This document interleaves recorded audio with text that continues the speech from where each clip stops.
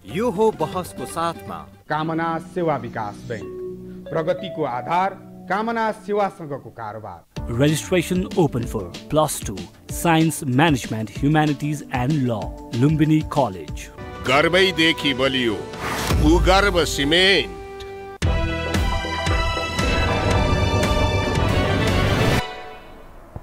नमस्कार, यो बहसमा म यहाँलाई हार्दिक स्वागत गर्दछु। जीवराम भण्डारी। आज यहाँहरू सामुन्ने उपस्थित हुनुहुन्छ जनरल डाक्टर केशर बहादुर भण्डारी। उहाँ अवकाश प्राप्त हुनुहुन्छ, एउटा सुरक्षाविद, नेपाली सेनाबाट अवकाश प्राप्त।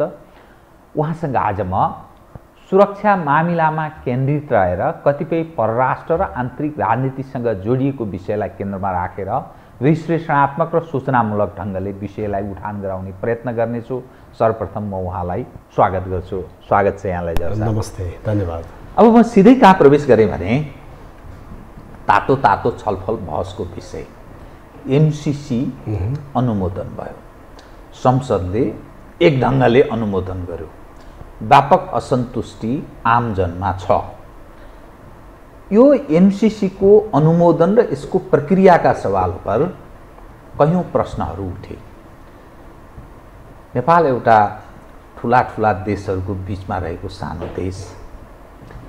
एमसीसी को सवालमा अमेरिका र चीन बीच वाक युद्ध जस्तो चल्यो। नेपालको आन्तरिक राजनीतिक शक्ति ठानिएका यी ध्रुवीकृत भए, यो ध्रुव र ऊ ध्रुवमा, र आफूलाई देशभक्त बताउने, राष्ट्रवादी बताउने त्यही पार्टीभित्रका व्यक्ति वा नेतृत्व पङ्क्तिका मानिसहरू चाहिँ धुलिसात अर्थात् साफ भएको यो दृश्य पछिल्लो अवस्था। उनीहरू बोल्न सक्ने अवस्थामा पनि छैनन्, बोलेर पनि सुनुवाई हुने स्थितिमा छैन। यो जो दृश्य छ, जे गरिरहेको छ हाम्रो देशमा, राजनीति नै सबै चिज हो भन्ने जस्तो दृश्य देखा पर्छ। तपाईँ एउटा नेपाली सेनामा लामो समय काम गर्नुभयो, एउटा महत्त्वपूर्ण जिम्मेवारीमा पनि पुगेर अवकाश हुनुभयो।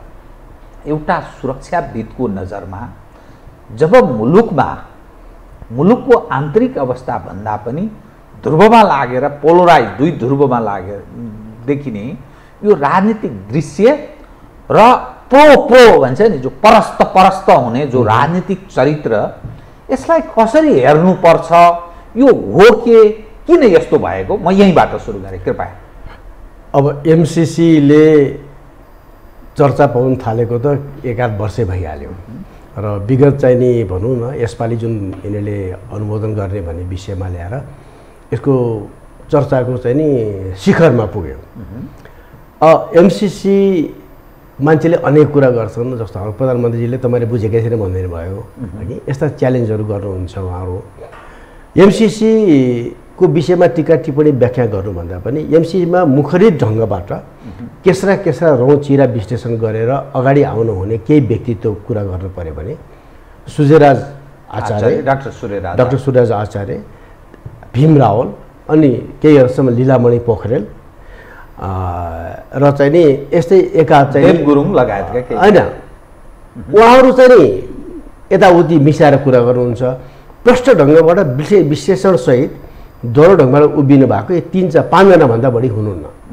र फेरि अर्को पक्ष यस्तो निस्किनु भयो कि तिमीहरूलाई केही थाहै छैन, यो वरिष्ठ यो अधिवक्ता भन्नेहरू र चाहिँ नि अलिकति सायद वकालत गरेर खटेका मान्छेहरू, फेरि उनीहरूले चाहिँ नि यो जति गर्न खटेका भनेको एमसीसीले लागेर एमसीसीको भत्ता खाएका वाट एभर, उहाँहरूको फेरि भनाइ चाहिँ नि एकदम एक हो।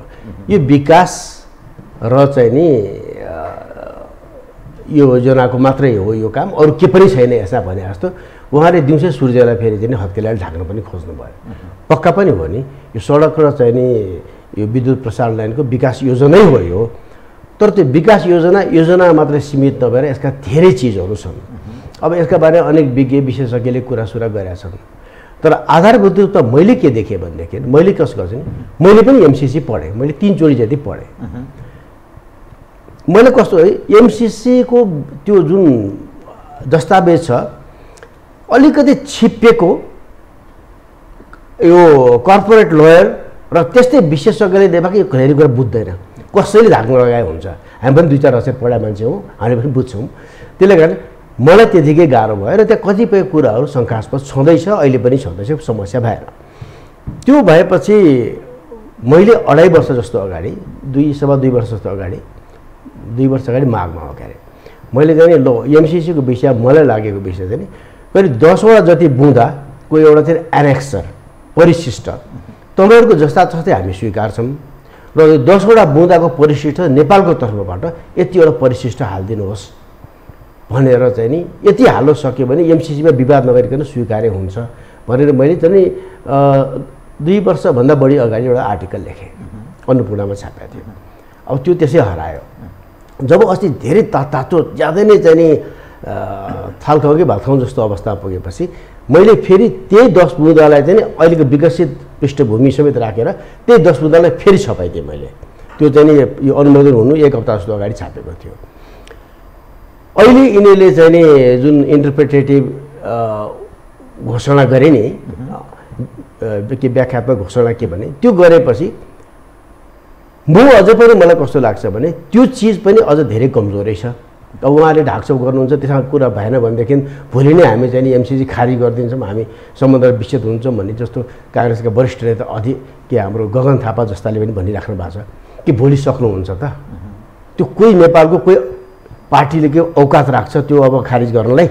मुखले बोलेर त राजनीति मात्रै गरेर त भएन नि। सम्झौता भइसकेपछि सदनबाट अनुमोदन भइसकेपछि त्यो चाहिँ नि 10 उहाँले जे चाहिँ नि यो घोषणा चाहिँ नि पत्रसहित पठाइदिनु भयो, कुनै त्यो चिजमा उहाँहरूले मैले दिएको सिफारिस पनि हेरिदिनु भएको भए, त्यस्तै किसिमबाट गरे भए यो विवाद नगरिकन अगाडि नै स्वीकृति गरिदिनु पनि सकिने थियो होला। त्यो टरिहाल्यो। अब टरेपछि जब राष्ट्र नै 2टा खेमामा विभाजित भएको कुनै पनि विषयवस्तु, जब राष्ट्र नै 2 खेमामा विभाजन भएको छ भने राष्ट्र विभाजन हुने चिज हामीले त्यसलाई किन चाहिँ नि प्रोत्साहन गर्ने वा स्वीकार्ने भन्ने एउटा अहम प्रश्न थियो। त्यो प्रश्न पनि सक्यो, किनकि अब राष्ट्रको विभाजन गर्ने चिज त हामीले चाहिँदैन नि त। तर चाहिँ नि अब अवस्था के भने हामी कुनै एउटा सरकारले सही गरिसकेको एउटा हाम्रो सम्झौता भएको कारणबाट अर्को सरकारले डिसओन गर्दाखेरि चाहिँ देशको फेरि एउटा चाहिँ नि भनौँ न स्थायित्व अथवा देशको चाहिँ नि उसमा प्रश्न चिन्ह उठ्ने भएपछि त्यसलाई स्वीकार्न हाम्रो जरुरी थियो भने चाहिँ स्वीकार्य ढङ्ग मिलाएर स्वीकार्दै भए हुन्थ्यो। एउटा विज्ञ समूह राखेर निर्णय गराएर उहाँको सिफारिस गरिदिएको भएदेखि फरक पनि पर्ने थिएन। त्यो पनि बित्यो। अब हामीले स्वीकारिसकेपछि अब गर्ने के त भने अब कुरा प्रोफेसनल हिसाबमा यहाँ सोच्नु पर्यो। स्वीकारिहाल्यो। अब चिनले 3-4 वक्तव्य निकालिदियो। अब अमेरिकाको कति प्रेसरहरू आइ नै हाल्यो, यतिसम्म कि यो चिज तिमीले स्वीकार्यो भने चिनले उक्साएर नस्वीकार्यो भने जस्तो एकदम वाकयुद्ध त्यस रूपमा चल्यो। त्यस्तो रूपमा चलेपछि अब देश त अप्ठ्यारो परि नै सक्यो, कुनै शङ्का पनि छैन। अब यो अप्ठ्यारोबाट हामी जोगिने कसरी वा आगामी दिनमा चाहिँ नि हामीले फुकी पाइला चाल्न पर्नेछ र देशको चाहिँ नि सिम्बल सधैँ भने राष्ट्रिय हित र राष्ट्रिय चासोका विषयमा चाहिँ नि कम्प्रोमाइज नहुने किसिमबाट अब आगामी दिनमा चाहिँ नि जो जसले सत्ता हाँक्छ उसले यो सोच्नुपर्ने जरुरी छ। जे भयो अब आगामी दिनमा सोचेर काम गर्नुपर्ने अवस्था आयो। अब यो चिजमा 2-4 चिजहरू दीर्घकालीन असर पर्ने प्रावधान छ। एउटा मात्रै उदाहरण दिउँ, जस्तो ट्रान्समिसन लाइन तानेपछि त्यो ट्रान्समिसन लाइन भनेको चाहिँ 5 वर्षमा सकिने चिज त होइन, 5 वर्षमा काम पो सकिन्छ त, तर त्यो त 100 वर्ष रहने चिज भयो नि।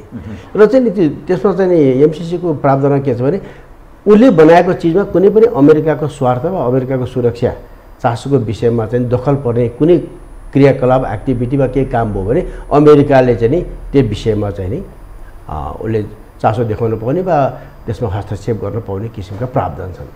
भनेपछि अब ट्रान्समिसन लाइन तानेको 100 वर्षसम्म त्यस सम्बन्धी सबै चिजमा चाहिँ नि अमेरिकाले भनेको जस्तो गर्नुपर्ने अवस्था भयो भने त नेपाल त अर्को हिसाबमा चाहिँ नि ब्ल्याकमेल पनि भयो र के नेपालको फेरि त्यहाँ चाहिँ सार्वभौम अधिकार त कम्प्रोमाइज भयो नि। भने अब यो चिजलाई आगामी दिनमा कसरी डिल गर्ने भन्ने कुरा अब सोचेर अगाडि बढ्नु पनि मैले जरुरी देख्छु। अब भएको कुरा भइहाल्यो, अब कसले दोष सोच दिएर अर्थ पनि भएन। अब आगामी दिनमा कसरी जाने भन्ने कुरा आयो। यो अमेरिकाले हामीले भने जस्तो गर्ने भनेदेखि हामीले चाहिँ नि घोषणा पत्र दिइहालेको छौँ, हामी खारिज गर्छौँ भने यो बक्कम फुवास चाहिँ नि कसैले लगाउन गएको हुन्छ, यो सम्भव छैन। अब सवाल के रह्यो भने एमसिसीको सवालमा चीन र अमेरिका आफै आम्ने सामने जस्तो देखिए। यहाँका राजनीतिक पार्टी जो राजनीति गरिरहेको ठानिएका पक्षहरू त्यही दुई धुरीमा लागेर कोलाहल गरेको त्यस्तो देखियो। यससँगै चीनको परराष्ट्र मन्त्री, हाम्रो परराष्ट्र मन्त्रालयलाई हवाला दिँदै केही सञ्चार माध्यमहरूबाट समाचार पनि आएको छ, चीनको परराष्ट्र मन्त्री नेपाल आउँछ अर्थात् विदेश मन्त्री नेपाल आउने चर्चा छ। नेपाल भूगोलको हिसाबले त सानो छ, चीनभन्दा भारतभन्दा र अरू शक्तिशाली देशहरूको तुलनामा हामी एकदम सामरिक हिसाबले पनि असाध्यै कमजोर अवस्थामा छौँ।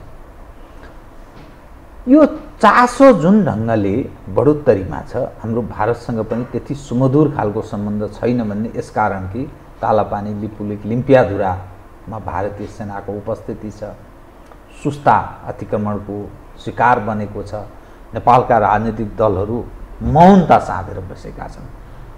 यो जो दृश्य देखिएको छ, हामी सुरक्षाको हिसाबले, रक्षाको हिसाबले हामी कुन अवस्थामा छौँ भनेर बुझिनुपर्छ। सुरक्षाको हिसाब चाहिँ नि अब कोर सेक्युरिटी इस्युमा नगएर सुरक्षा भनेर त परराष्ट्र नीतिदेखि लिएर सबै कुरा पर्न आउँछ नि। अब त्यो सुरक्षाको विषयमा गएर हाम्रो नेपालको यो सबै कति कुरा परराष्ट्र नीतिको दायरामा आउने चिजहरू भयो। हाम्रो परराष्ट्र नीति र रोल अफ परराष्ट्र के छ, यो चाहिँ नि रसातलमा पुगेको छ। परराष्ट्र मन्त्रालय नभइदिएदेखि बेटर। कसैले त्यो चिज चाहिँ नि बरु भनौँ न राष्ट्रिय सुरक्षा परिषदको सचिवालयले वा कसैले सञ्चालन गर्दै बेटर। यस्तो किसिमको चाहिँ नि अस्तित्व नै चाहिँ नि नहुने किसिममा र परराष्ट्र चलाउने हो भनेदेखि त्यो परराष्ट्रले देशलाई लाभभन्दा खराब नै बढी गर्ला। तपाईँले अघि पनि भन्नुभयो नि, अब चीनको परराष्ट्र विदेश मन्त्री वाङ वी उहाँ चाहिँ नि नेपाल आउनको लागि 2-4 देशको चाहिँ नि भ्रमणको सिलसिला मिलेर नेपाल आउनु लाग्नु भएको छ र उहाँ नेपाल आउनु लागेको यो कुरा के नि ठुलो मुलुकको चाहिँ नि एउटा प्रश्न चाहिँ नि आफ्नो प्रश्न नीति हुन्छ। नेपालको भूमि पर्टिकुलरली र नेपालको नीतिले चाहिँ नि चीनको स्वार्थमा दखल दिन भएन, पर्टिकुलरली सुरक्षा स्वार्थमा। अरू स्वार्थमा त नेपालबाट के गर्न सक्लान् र त्यो भन्ने सम्भावना छ खुलेरै। खुलेर त उसले भन्दैन, तर उसको चाहिँ एउटा मेजर एजेन्डा त्यो हुन्छ भने दोस्रो अर्को मेजर एजेन्डा चाहिँ नि तिमीहरू नेपालमा भएको कम्युनिस्ट पार्टी हो कि तिमीहरू के हो भनेर सोध्छ होला त्यसले। किनभने नेपालको कम्युनिस्ट पार्टी त कम्युनिस्ट नाम मात्रै कम्युनिस्ट हारी भयो नि, यो चाहिँ नि मुजुरको चाहिँ नि प्वाख लगाएका कौवा त हुने यिनीहरू। यिनीहरूमा चाहिँ कम्युनिस्टको चाहिँ नि चरित्रै के छ र, के पनि छैन नि त। भनेपछि यिनीहरू त कम्युनिस्ट हुँदै होइनन्, यो चाहिँ नि हथौडा र चाहिँ नि ऊ के अरे हँसिया भिडाएर चाहिँ नि आफ्नो स्वार्थ पूर्ति गर्न बसेका भएन। यिनीहरूमा कम्युनिस्ट हो नजन समाजवादी कुनै चिन्तन पनि छैन, सोच पनि छैन, कुनै पनि कार्य आजका दिनसम्म केही भएको पनि छैन भने चाहिँ यिनीहरू चाहिँ नि यिनीहरूको जात नभएको कम्युनिस्ट भए। त्यही साथ त्यसमा पनि उसले चाहिँ नि अस्ति मिलाउनु खोजेको थियो।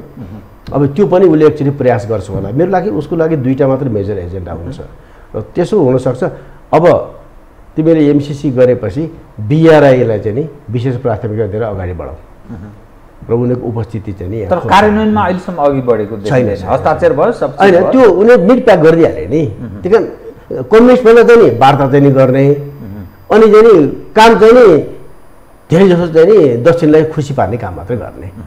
अनि चाहिँ नि पाश्चात्य मुलुकको दबाब हो भनेदेखि चाहिँ नि घुँडा टेक्ने उपायदेखि अरू छैन। अनि त्यो हिसाबमा न परराष्ट्र मन्त्रालय चल्यो न त हाम्रो राजनीतिक पार्टीको त अब कुरा गरेर हाम्रो जस्तै के कुरा गर्नु। म त सिम्पल के भन्छ, फोहोरको किरा फुर्नै रमाउँछ भनेको जस्तै हाम्रो राजनीतिक पार्टी बिल्कुल फोहोरी खेलदेखि बाहेक अरू चिजमा के पनि गर्दैनन्। नेपालको अरू विषय राजनीति गरेर फोहोरी खेलमा रमाएर आफ्नो स्वार्थ, आफ्नो सत्ता, स्वार्थको देखि बाहेक अरू नेपालको राजनीतिक पार्टीले केही गरेकै छैन, गर्दै गर्दैन। छद्म चरित्रका मानिस नेपालको राजनीतिमा हाबी भए यसको अर्थ कम्युनिस्टहरू पनि सबै एज अ होलमा सबै एउटै। म त भन्छु नेपालको लागि भिलियन भयो नेपालका लागि भिलियन। यिनीहरूले के पनि गरेन कि नेपालको लागि, नेपालको खराबी मात्रै गर्यो भनेपछि अब यस्तो किसिमको चाहिँ नि पार्टीले नेपाललाई ढिलो चाँडो यदि यो सङ्लिएन, सम्हालिएन र यसलाई चाहिँ नि बिस्तारै चाहिँ ट्र्याकमा ल्याउन सकेन भनेदेखि नेपालको भविष्य सायद नेपाल त नेपालै रहन्छ, अस्तित्व त्यही कायम रहन्छ, तर नियन्त्रण अरूबाट हुन्छ, टोटल नियन्त्रण अरूबाट हुन्छ। चाहे तपाईँ आर्थिक क्षेत्रमा जानुहोस्, चाहे चाहिँ परराष्ट्र क्षेत्रमा जानुहोस्, चाहे सुरक्षा क्षेत्रमा जानुहोस्, चाहे सामाजिक क्षेत्रमा जानुहोस्, यी सबै क्षेत्रमा नियन्त्रण अर्काको भएपछि हामीले भन्छ नि बनाना रिपब्लिक। देश त छ, देशका सबै चाहिँ नि मुख्य देश सञ्चालन गर्ने संयन्त्र अथवा चाहिँ नि स्ट्रेन्थ अथवा देशको चाहिँ नि ताकत शक्ति चाहिँ नि अर्काको हातमा भनेपछि नेपाल त नेपालै रहन्छ। यो एउटा बताइदिनुहोस् त, एउटा राज्य, राष्ट्र अनि सरकार जो भनिन्छ, सरकार भनेको त त्यो पोलिटिकल विङ मात्रै त होइन, अरू संयन्त्र पनि छन् भन्ने मानिनुपर्छ। ल ठिक छ, कार्यपालिकाको लिड गर्छ राजनीतिक नेतृत्वले, व्यवस्थापिकाको लिड गर्छ राजनीतिक नेतृत्वले, तर अर्को संवैधानिक अङ्ग पनि छ न्यायपालिका, न्यायालय। त्यसदेखि बाहेकको सुरक्षासँग सम्बन्धित संयन्त्र छ जसलाई अलि सबल छ नेपालको सन्दर्भमा भनेर पनि भनिन्छ। प्रशासन होला, अरू खाले सामाजिक संस्था अर्थात् राज्यसँग सम्बन्धित अरू केही संयन्त्रहरू पनि होला। त राजनीतिले यसरी जो समाप्त पार्दैछ राष्ट्रलाई, नेपाली जनको भविष्यमाथि जुन गिर खेल्दैछ, जुन बर्बाद गर्दैछ, त्यो अरू संयन्त्र किन मूक दर्शक छ? सधैँ यस्तै रहन्छ कि यसै गरेर दबिएर रहन्छ कि त्यो भुलुक्क काहीँ उठ्न सक्छ र त्यसले हस्तक्षेपकारी भूमिका निभाउन सक्ने सम्भावना पनि तपाईँ देख्नुहुन्छ कि यतिकै सरेन्डर डिप्रेस्ड भएर त्यो संयन्त्र अरू राज्यका संयन्त्र मौन रहन्छन्? मलाई लाग्छ जस्तो तपाईँले भन्नुभयो व्यवस्थापिका स्वाभाविकै राजनीतिकै कुरा भयो कि नीति निर्माण सबै गराउँथ्यो। कार्यपालिका राजनीति मात्रै हुँदैन, कार्यपालिकाको मुख्य चाहिँ नि अर्को हाम्रो ब्युरोक्रेसी आउँछ। त्यही कारण कार्यपालिका सञ्चालन त ब्युरोक्रेसीले गर्छ नि। त्यही कारण ब्युरोक्रेसी उनीहरूको भर्ती केन्द्र भयो। अब कुनै पनि चाहिँ नि यो कर्मचारीहरू राजनीतिक खेमामा नलागेको कर्मचारी नै भएन, नलाग्यो भनेदेखि उसको चाहिँ वृत्ति विकासै नहुने भयो भने यति चाहिँ उनीहरूलाई चाहिँ नि भयो कि अब सबैजना लोभी पापी कसैले कसैको पुच्छरै समातेर आफू केही बन्ने र चाहिँ नि केही भइहाल्ने र गएको भोलिपल्ट अकुल सम्पत्ति कमाएर लुकाउन सक्नेको त सान सौकात बढी नै हाल्ला, फेरि पछि गएर त्यही चाहिँ सडकको टट्टु नै हुन्। देखिन्छ नि हाम्रो भूतपूर्व चाहिँ सचिवहरू दुनियाँहरू देखाएको छन्, आखिर उहाँहरूको औकात त के पनि छैन नि। राम्रो काम गरेर त यसो नाक ठाडो गरेर हिँड्न सक्नुहुन्थ्यो होइन, नाक ठाडो गरेर त अहिले रिटायरमेन्ट पछि त एकदम फुर्ती गरेर कुरा गर्न सक्नुहुन्न नि। किनभने अब अकुतवालाको त कुरै छोडिदिउँ, अब पचाउन नसक्ने त फेरि निस्कि पनि हालेका छन्, पचाउन सक्नेले चाहिँ नि अब फाइफी लगाएर त हिँडेकै छन्। भनेपछि ब्युरोक्रेसी भनेको चाहिँ नि तपाईँको चाहिँ नि कार्यपालिकाको एउटा अङ्गै हो, अरू पनि कार्यपालिकाको हो। पुलिसलाई त्यस्तै गरेर चाहिँ राजनीतिले खत्तम पारिदियो, त्यो पनि कार्यपालिकाकै अङ्ग भयो। भनेपछि अब न्यायपालिका जुन मेरुदण्ड देशमा जब सबैतिर अराजकता सबैतिर गएर चाहिँ नि कानुनी कामहरू भयो, न्यायपालिकाले ढ्याम्म खुट्टा टेकेर नो मोर ननसेन्स भनेर आउन सक्ने क्षमता राख्न, त्यसरी नो मोर ननसेन्स यति अक्षुण्ण राख्न सक्ने क्षमतावान चाहिँ नि न्यायपालिका भइदिएको भएदेखि त्यो न्यायपालिकाको भरमा देशले फेरि एउटा ट्याक्स समात्न सक्थ्यो, निकास पाउन सक्थ्यो। न्यायपालिकाले कसरी गर्न सक्छ बताइदिनुहोस् त? महाभियोगको त्यो झुन्ड्याइदिन्छन्, जस्तै अहिले प्रधान न्यायाधीशलाई महाभियोग झुन्ड्याइदिए, प्रधान न्यायाधीश चाहिँ प्यारालाइज भएर बसेको छ, अरू आफ्नो काम गरिरहेको छ, धम्माधम जे गर्नु छ सिधै हाल्ने। जब त्यो गर्न संसदबाट त्यो अङ्कुश लगाएको छ, कसरी त्यो न्यायालय स्वतन्त्र होइन? त्यो मात्रै होइन, जस्तो न्यायपालिका कति खेमामा विभाजन। अब कुनै ठाउँको चाहिँ एटर्नी जनरल हुनु पर्यो माओवादीको एटर्नी जनरलले, कुनै ठाउँको केही चाहिँ नि वरिष्ठ चाहिँ नि न्यायाधीश अब सर्वोच्चमा जारी न्यायाधीश हुनुहुन्छ उहाँ चाहिँ नि एमालेको अरे, फलाना चाहिँ काङ्ग्रेसको अरे। भने अब यिनीहरूले कुनै चिज देशको जनताको राष्ट्रको हितमा के निर्णय दिन सक्छन्? यिनीहरू त काङ्ग्रेस यिनीहरूको प्यादा नै हुने यिनीहरू, यिनीहरू प्यादादेखि बाहेक के पनि होइन नि त। भनेपछि यसले त्यसमा हस्तक्षेप गर्न सक्छ भन्ने औकात पनि राख्दैन, र औकात राख्नुपर्ने केही मान्छे रहे भनेदेखि मौका पायो भने त्यसले त्यो गर्न सक्नुपर्छ। किनकि उसलाई चाह्यो इम्पिचमेन्ट अथवा चाहिँ नि महाअभियोग लगाइदिने, त्यसपछि भोलिपल्ट सस्पेन्ड हुने, किनकि हाम्रो सुशीला कार्कीको नजिर दिएर अहिले पनि सस्पेन्ड गराइदियो होइन। सस्पेन्ड गर्नु हुन्न भने न्यायपालिकाले भन्यो भने के हुन्छ नि? अनि त्यही न्यायपालिकाको एउटा चाहिँ मतलब ठुला न्यायाधीश बसेर यो चाहिँ नि इम्पिचमेन्ट प्रमाणित नहुन्जेल सस्पेन्ड हुँदैन भने लगाइदियो भने के हुन्छ? त्यति 8 जसरी राष्ट्रपति र सभामुखलाई त्यो सस्पेन्ड हुँदैन हैन, अथवा त्यस्तै किसिमको यो त निस्किन्छ नि उपाय खोज्यो भने। यस्तो किसिमबाट चाहिँ स्ट्यान्ड लिइदिने कोही म औकात छ कसै सबै पानी मरुवा र चाहिँ परालको खुट्टा राखेर बस्याहरूलेबाट यो त मैले एक्सपेक्ट गर्नु जरुरी छैन। तर त्यहाँभित्र पनि त्यस्तो गर्न सक्छु भन्ने मान्छे छन्, नभए त होइन। अब ती मान्छेलाई चाहिँ नि मौका पायो भने तिनीहरूले के गर्लान् भन्ने हामी आश गरौँ। अब तपाईँले स्वाट चाहिँ आएर के गर्नुभयो? अब व्यवस्थापिका अब यिनीहरूको खेल मैदान भइहाल्यो, रमाइलो गर्ने ठाउँ भइहाल्यो। एउटाले नारा बजाइने छ, अर्कोले पास गरेछ, समर्थन गरेछ। अब यिनीहरूको नौटङ्की चलेको छ नि, भत्ता पनि लिएकै त्यो त हो, त्यो नलेको जात गइहाल्यो नि। फेरि सांसद हुनु भनेको भत्ता खाने हो कि उसको जात, अरू गर्नु के पनि छैन। भनेपछि यो सबै नौटङ्की देखाएर जनतालाई चाहिँ नि आँखामा धुलो हाल्ने, फेरि जनता आँखा धुलो हाल्ने, आँखा धुलो मिचेर बस्ने, गर्न सक्नु त केही छैन। आशा चौरमा देख्नु बाहेक अब सडकमा ढुङ्गा मुढा भने त्यसले गराउने, पास पनि त्यसैले गराउने। अब यी चिजहरू त सरपष्ट छ नि। अब यो सबै चिजको तपाईँले भनेको जस्तै निकास के भन्नु सोध्नुभयो तपाईँले, यसो इन्डाइरेक्टली चाहिँ नि अब एउटा चाहिँ अङ्ग छ सेना, त्यो चाहिँ नि के हो, सम्भावना छ कि छैन भन्ने कुराहरू भयो। सेना आजका दिनसम्म तुलनात्मक हिसाबमा, मैले फेरि एकदम सम्पूर्ण तुलनात्मक हिसाबमा राजनीतिले प्रभाव नपारेको र राजनीतिकरण नभएको र आफ्नै सिस्टममा चलेको र यसलाई सितिमिति कसै ढकल्न खोज्यो भने त्यसले 10 चोटि सोचेर मात्र ढकल्नु पर्ने अवस्था चाहिँ नि छ। त्यसले गर्दाखेरि सेना अहिलेसम्म चोखो पनि छ, जोगिएको पनि छ। अहिलेसम्म भर पर्न सक्ने एउटा संस्था बाँकी नेपालमा त्यो छ। अब गर्छ के भन्ने कुरा छुट्टै कुरा गर्नु पर्ला। र यो अवस्थामा आएपछि सबैभन्दा बिजोग त के भयो भने नेपालमा जुन राष्ट्रवादी भन्ने, जुन राष्ट्रियताको कुरा गर्ने अब छ नि विभिन्न खेमाहरू र व्यक्तिहरू पनि, र यिनीहरूको हरिबिजोग भयो के। किन हरिबिजोग भयो भने यिनीहरूलाई समर्थन चाहिँ गर्ने मौन जनता छ, जुन चाहिँ सडकमा आउँदैन, असङ्गठित छ, एकदम असङ्गठित र चाहिँ कहीँ पनि उसले विरोध जुलुस नारा गर्न सक्दैन।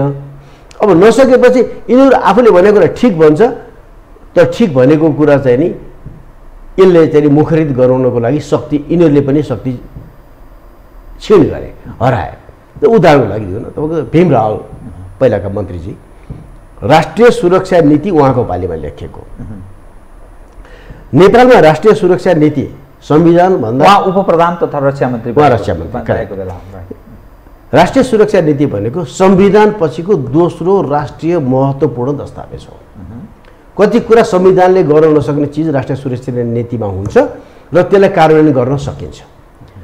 र त्यस्तो महत्त्वपूर्ण चाहिँ दस्तावेज उहाँ रक्षा मन्त्री हुँदाखेरि पहिला पालि निस्केको, तर चाहिँ त्यसपछिका चाहिँ सरकारले रद्दीको टोकरीमै फाल्ने र अहिलेको चाहिँ अगाडि देश सरकारले चाहिँ फेरि त्यसलाई रिभ्यू गर्ने भनेर त्यसको केही कारणले नगर्ने रिभ्यू गर्ने भनेर रिभ्यू जस्तो केही गरेर चाहिँ राखेका छन्, फेरि बाहिर प्रकाशित गर्न डराएका छन्, अहिलेसम्म गर्न सकेका छैनन्।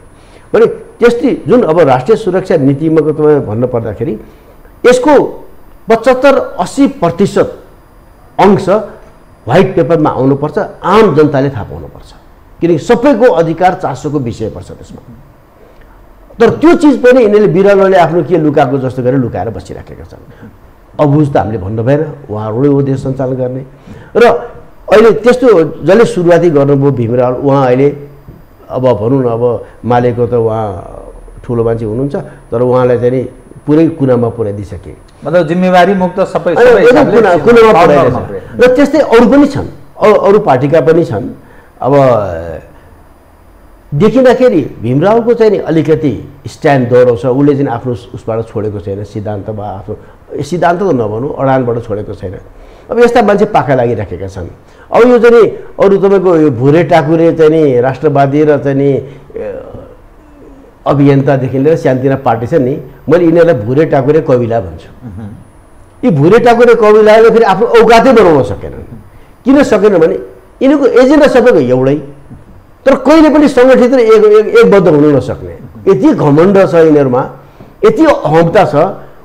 त्यो कविला अथवा भुरे ठाकुरे कविलाले ऊदेखि बाहेक देश सञ्चालन गर्ने मान्छे नै छैन।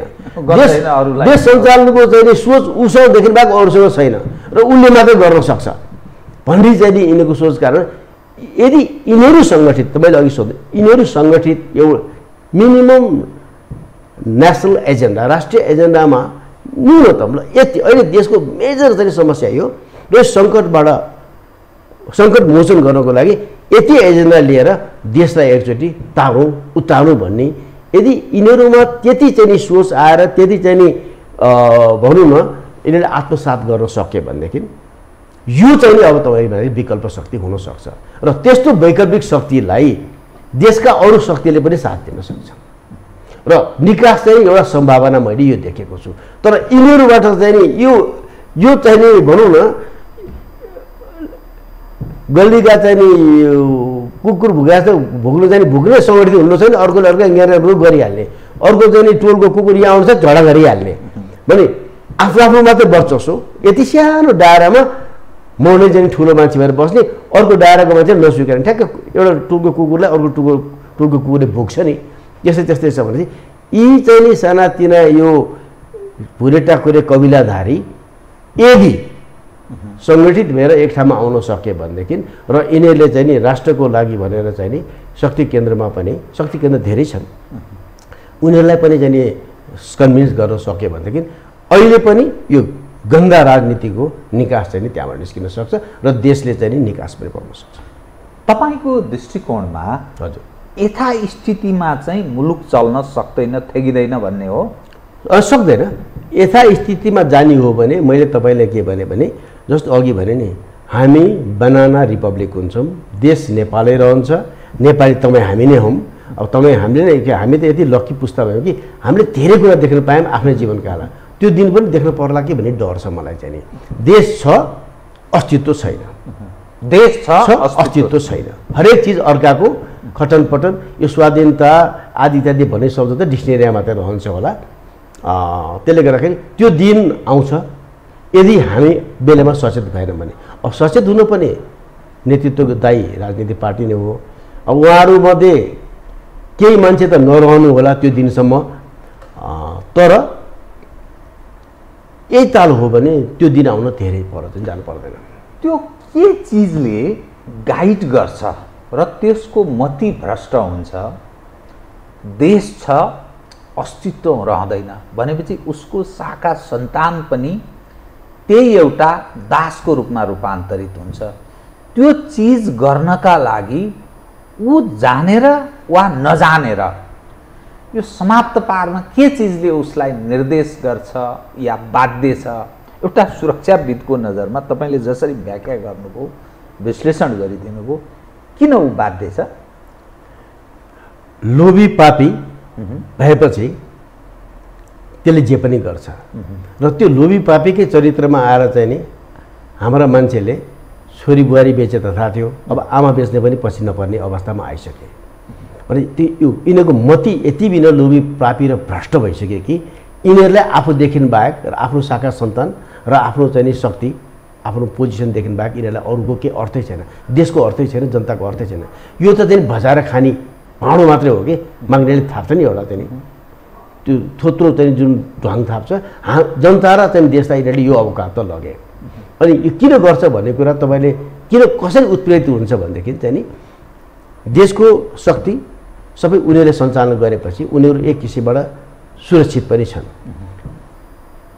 मान्छे नाङ्गो भएर हिँडेपछि त्यसलाई लाज हुँदैन कि, के पनि बाँकी छैन नि होइन। मान्छे नाङ्गो भएपछि र चाहिँ नि महिलाले चाहिँ नि गति छाडेपछि र मान्छे नाङ्गो भएपछि तिनीहरूको अब बाँकी केही पनि रहँदैन हो। अब हामीका त्यस्ता मान्छेले चाहिँ नि देश सञ्चालन गरेको कारणबाट देशले भविष्य त राम्रो देख्नुपर्ने अवस्था छैन।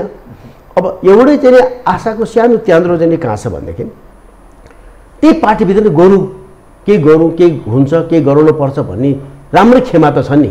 त्यो विद्रोह गर्न सक्छ त्यसले? सुन्नुहोस् न, किन सक्दैन म भन्छ, यी सबैमा लहरे प्रवृत्ति छ कि थाक्नु नभइकन उठ्नै नसक्ने। त्यही कारण 2-4 चाहिँ मुली नेताहरू यिनीहरू थाँक्रो भए र त्यही थाँक्रोमा चढ्नेदेखि बाहेक यिनीहरू औकातै बनाउन सकेनन्। जबसम्म यो धेरै छन्, जबसम्म ती नेताहरू आफ्नो औकात बनाउन सक्दैनन्, तिनीहरूकै भरमा तिनीहरूकै थाँक्रोमा चढेर मात्रै माथि पुगिन्छ भने मानसिकताबाट यिनीहरू ग्रसित हुन्छन्। बिस्तारै उमेर चढ्दै जान्छ, झन्झन कमजोर हुन्छन् अनि झन्झन चाहिँ कसैको आशयमा भए पनि कहीँ पुगिन्छ भने आश गर्छन् र जति कमजोर हुँदै गयो अनि झन्झन आशा कुटी भन्छ नि, आशावादी हुन्छन् र यिनीहरूमा त्यो औकात क्षमता आँट पनि हराउँदै जान्छ। गर्ने हो भने यिनीहरूले अब गर्न पर्यो, यो अवसर हो।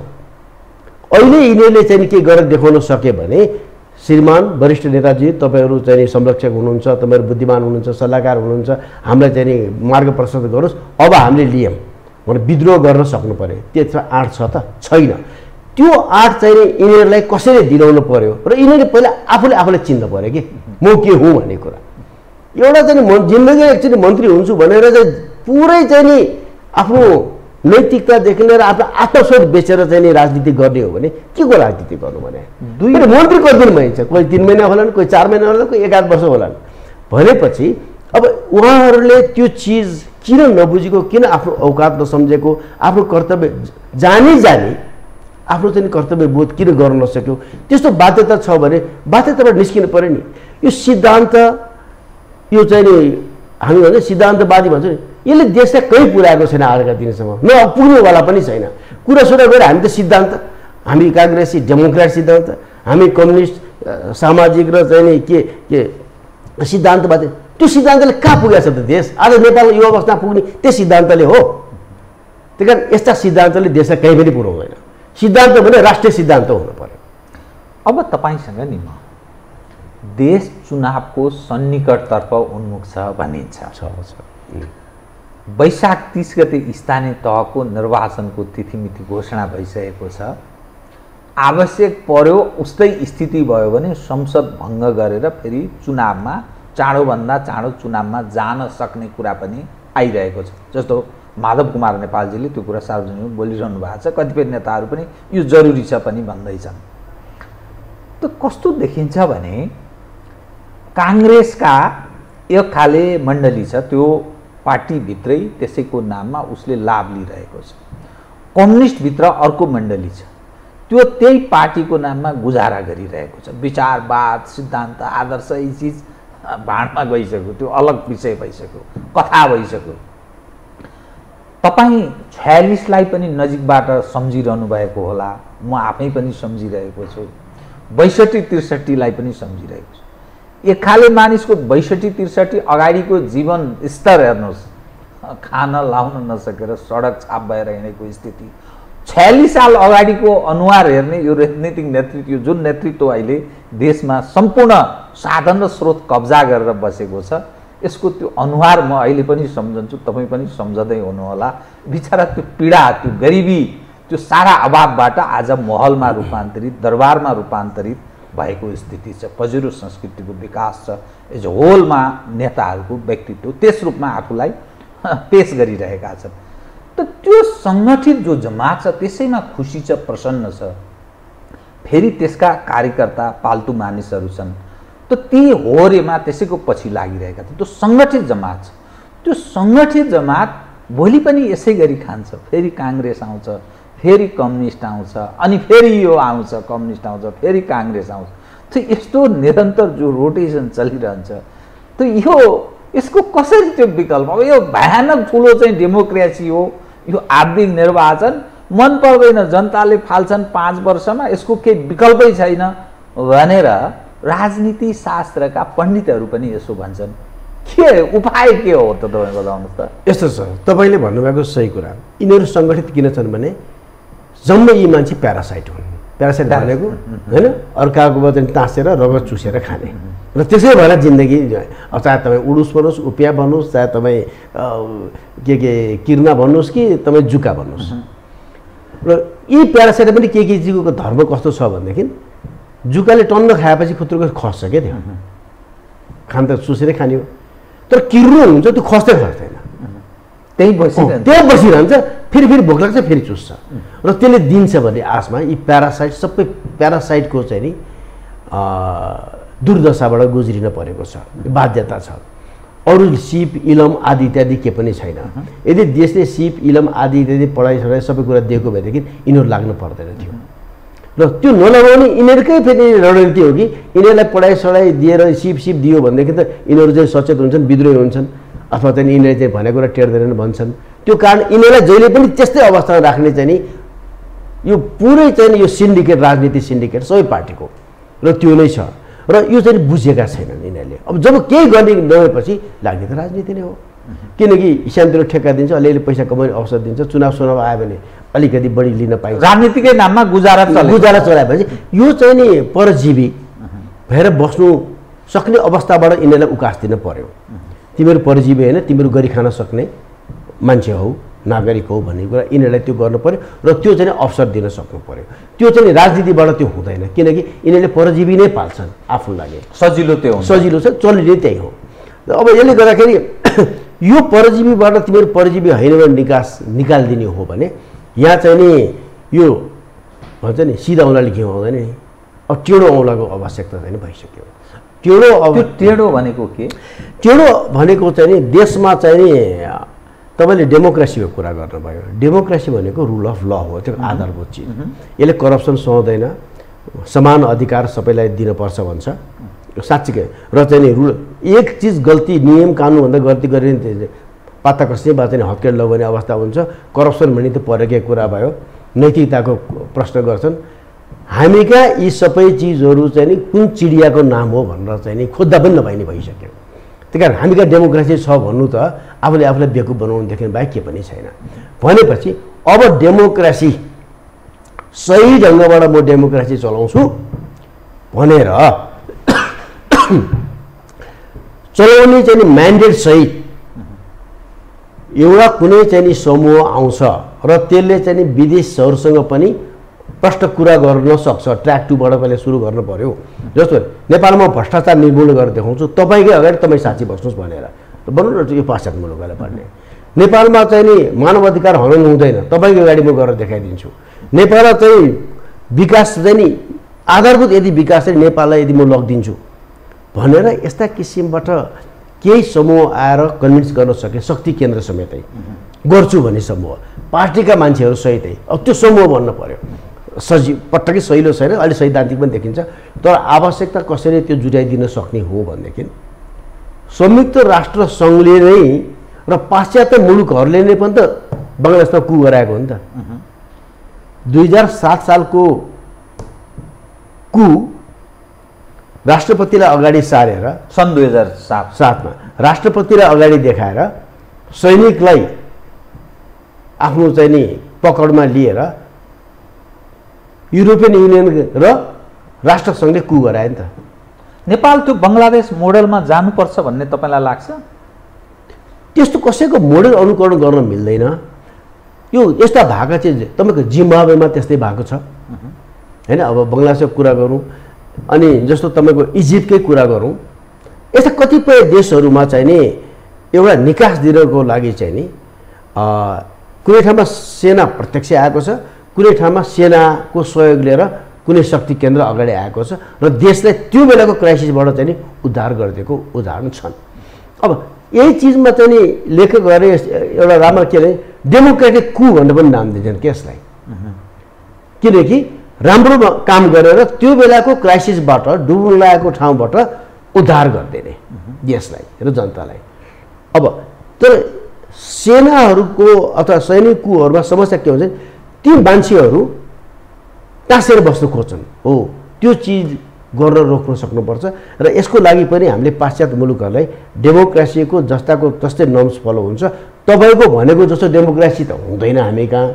हाम्रो देश माटो परिवेश सोझो डेमोक्रेसी हुन्छ, तर डेमोक्रेसीको आधारभूत सिद्धान्त तपाईँले देख्ने गरेर हामी डेलिभरी दिन्छौँ भनेर च्यालेन्ज गरेर चाहिँ नि यस्तो समूह आइदिने हो भने एकदमै सैद्धान्तिक देखिन्छ। तर राष्ट्रवादी देशवादी यस्ता कुरा गर्ने हो भने यी आउनु पऱ्यो नि त। मुखले कुरा गरेर हुन्छ हो भने आउनु पऱ्यो नि त।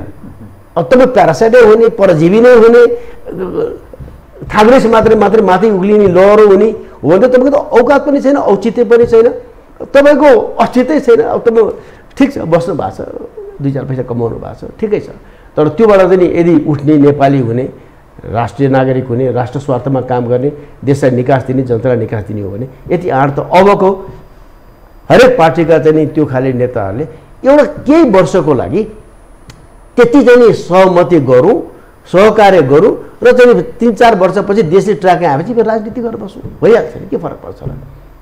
तपाईसँग म अब 2 विषय, नेपालको आन्तरिक राजनीति मात्रै छैन, सामाजिक क्षेत्रमा आम सञ्चार लगायत विभिन्न जो आम मानिसलाई प्रभाव पार्ने जो संयन्त्रहरू छन्, निकायहरू छन्, सिभिल सोसाइटी कथित छ, ह्युमन राइट छ, अनेकौँ नाममा खुलेका राइटवाला संस्थाहरू छन्, यी सम्पूर्ण प्रायश पत्रकारितामा पनि त्यो रोक छ। डलर, युरो, भारू चलायमान हुन्छ, त्यो खुलेर आइसक्यो, त्यो सबै देखिसकेको छ। अनेकौँ नाममा ओपन सोसाइटीदेखि लिएर अनेकौँ संस्थाहरूले यहाँ के अनेकौँ नाममा सामाजिक गतिविधि सञ्चालन गर्ने नाममा, एडभोकेसी गर्ने नाममा, अनेकौँ ह्युमन राइटका नाममा, वुमन राइटका नाममा, अनेकौँ नाममा अरू खाले संस्थाहरू अमेरिकी, बेलायती, युरोपियन वा कतिपय सवालमा भारतीयहरूको अलग खालको यसरी लगानी खर्च पनि छ।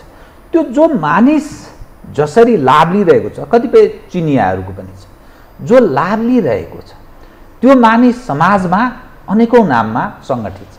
कोही मानव अधिकार कर्मी, कोही के कर्मी, कोही के वरिष्ठ, कोही के यसरी एक्सपर्टको रूपमा उस समाजमा पेश भइरहेको छ।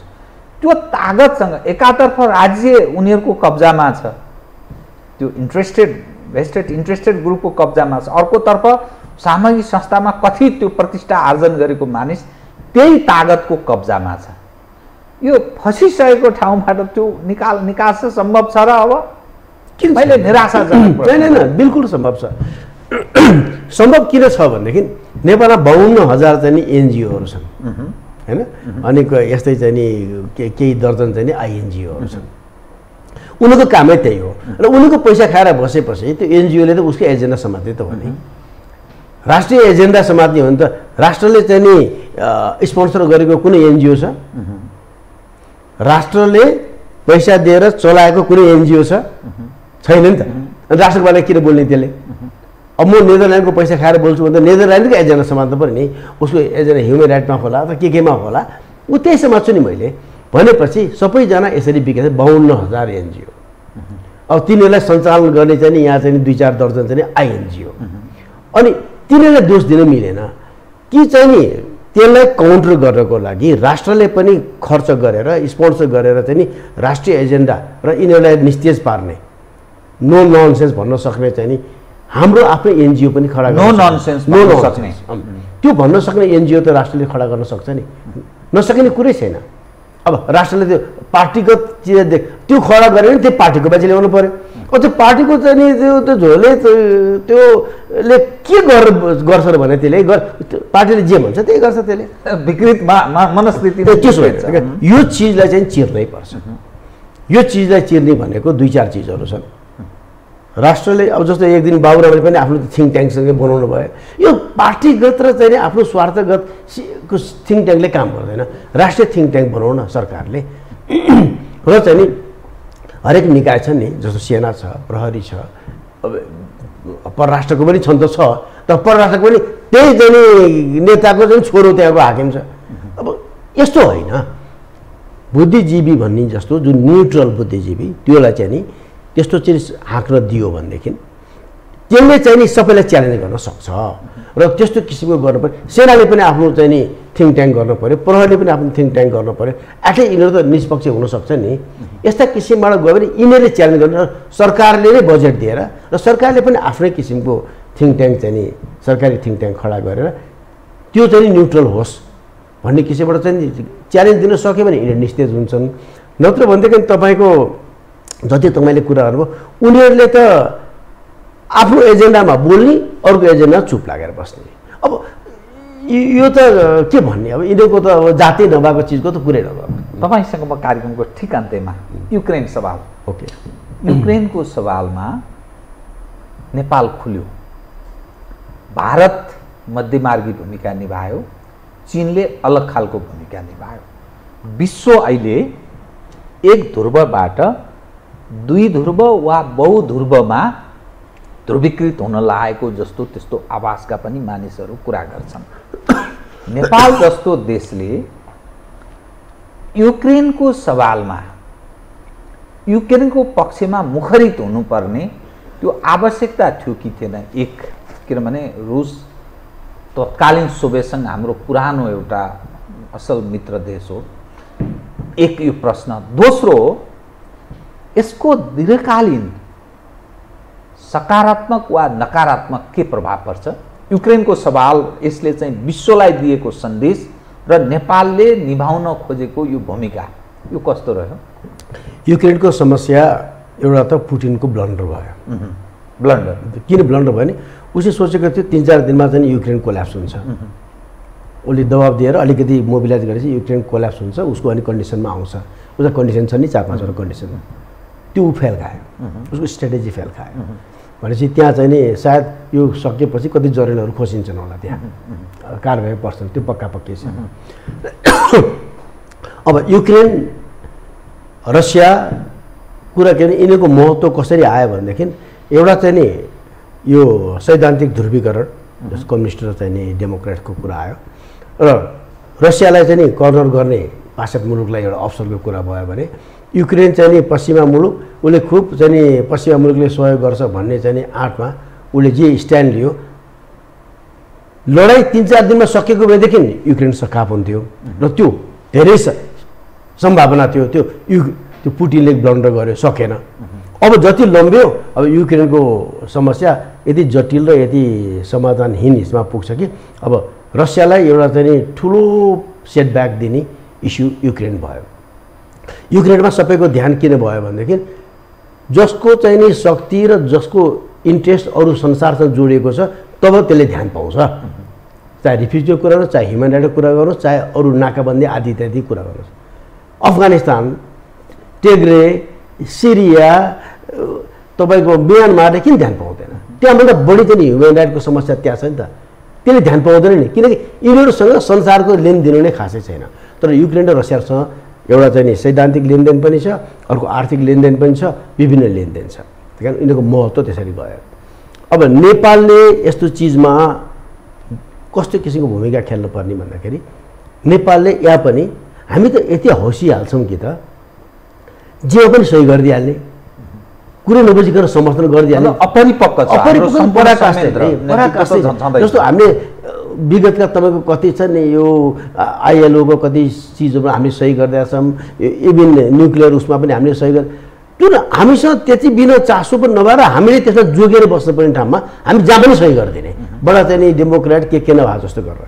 अहिले युक्रेनको विषय पनि नेपालले त्यति बिना विरोध जनाउनु पर्ने जरुरी छैन। अब जहाँ पनि ह्युमन राइटमा पनि बडा चाहिँ नि चम्केर अगाडि बढेर चाहिँ नि जेनेभामा गऱ्यो। अब युएनमा पनि हामीले साथै दियौँ, जबकि विरोध गर्ने 4-5वटा देश त थिए नि, त्यो 4-5वटा देशदेखि बाहेक अरू त सबै हामी पनि त्यसमा लाग्यौँ। अब यसले हामीलाई इन्डाइरेक्टली चाहिँ नि रसिया र चाइनासँग हामीलाई अलिकति दूरी बढाउनलाई चाहिँ नि कारक तत्त्व हुनसक्छ। इभन भारत भन्नुहोस् न न्युट्रल बस्न सक्यो, जे पनि भारतले भने मान्ने आफै न्युट्रल बस्दै अब के बिग्रिन्थ्यो भनेपछि अब भारत पनि चाहिँ नि तपाईँको 60-70% चाहिँ नि रसियन हात हतियारबाट चाहिँ नि उसको रक्षा चाहिँ नि चलेको कारणबाट भारतले बोल्न सक्ने अवस्था भएन, त्यही कारण भारत चुप लागेर बस्थ्यो। अब नेपालले चाहिँ नि बरु केही छ भने रसियाले केही न केही गरिराखेको थियो, गर्छ पनि। अब त्यसकै विरोधमा गएर चाहिँ नि हामी युक्रेनमा मानव अधिकार दुनियाँमा उफ्रिन थाल्यौँ। हामीलाई भोलि पर्दाखेरि कसैले एक शब्द बोल्दैन हेरिराख्नुहोस्, किनकि हामीले संसारमा प्रभाव पार्न सक्ने केही चिजै छैन, हामीसँग केही गर्नै सकेका छैनौँ, न हामीसँग त्यस्तो कुनै शक्ति नै छ। अब हामीलाई चाहिँ केही परिआयो भने गर्ने कि चाहिँ नि भारतले गर्छ कि चीनले गर्छ भनेको मतलब त हामी त अस्तित्वै नभएको ठाउँमा अस्तित्व कसरी जोगाउने भन्ने लाग्नु पर्ने ठाउँमा हामी जे पनि अलिकति उत्ताउलो हामीले देखाउँछौँ त्यसले हामीलाई राम्रो चाहिँ नि गर्दैन। तरिका चाहिँ न्युट्रल किसिमबाट बसेर काम गर्न सकिने अवस्था थियो। हस्, धन्यवाद छ यहाँलाई। हस्, यहाँलाई पनि धेरै धन्यवाद। आदरणीय दर्शकवृन्द, उहाँ हुनुहुन्थ्यो जनरल डाक्टर केशरबहादुर भण्डारी, सुरक्षाविद, अवकाशप्राप्त, नेपाली सेना। समसामयिक विषयलाई केन्द्रमा राखेर गरिएको कुराकानी। म सहित मेरो सम्पूर्ण युनिटलाई कार्यक्रमबाट बिदा दिनुहोस् र यो हो टेलिभिजन हेर्दै रहनुहोला। नमस्कार।